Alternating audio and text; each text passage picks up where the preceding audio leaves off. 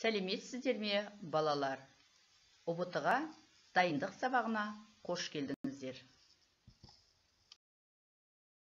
Бүгінгі сабағымыздың тақырыбы мәтін тақырыбы деген не? Мәтін тақырыбы дегеніміз не? Мәтінде баяндалатын негізгі оқиғамен айтылатын негізгі ойдың түйіні. Шығарманың тақырыбын оның идеясынан бөліп қарауға болмайды. Жазушының шығарманы не туралы жазуын тақырыбы десек, шығармадағы суреттелген өмір құбылыстарына оның өз көзқарасы, бағалауы шығарманың идеясы болмақ. Мәтін тақырыбын қалай анықтаймын? Бірінші, еркін тақырыптағы мәтіндерде негізгі идея мәтіннің екінші жартысында орналасады.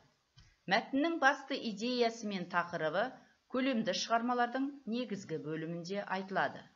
Ал шағын мәтіндерде көбінесе соңғы сөйлемдерден іздеген жөн. Екінші, мәтіннің тақырыбын, мәтін авторын не қызықтырады деген сұрақ арқылы анықтауға болады. Егер мәтіннің атауы тақырыпта анық берілсе, бұл сұрақтың жауабы оқу барысында оңай табылады. Үшінші, егерде мәтіннің атауы метафорамен берілсе, мәтіннің тақырыбын азат жолға бөліп оқу арқылы анықтау керек. Төртінші, мәтінді сөзбе-сөз түсінуге тырыспаңыз. Себебі кейбір мәтіндерде кейіпкер мен оқиғалар басты идеяға сәйкес келмеуі мүмкін. Мұндай жағдайда мәтіннен шығарған қорытындыға сүйене отырып, тақырып анықтауға тырысуыңыз керек. Мәтіннің тақырыбын анықтауға қатысты сұрақтар әдетте былайша келеді. Мәтіннің тақырыбын анықтаңыз, мәтінде айтылған ақпаратты белгілеңіз. Бұл мәтін төменде берілген сұрақтардың қайсысына жауап бере алады? Мәтінде не туралы айтылған?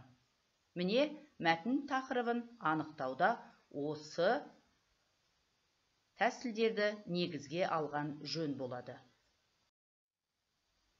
Мейлі шағын, мейлі көлемді шығарма болсын, жазушы ақындар, ғалымдар өмір туралы, адам және олардың араларындағы қарым-қатынастар туралы жұртшылыққа өздерінің ой-пікірлерін, көзқарастарын ұсынады.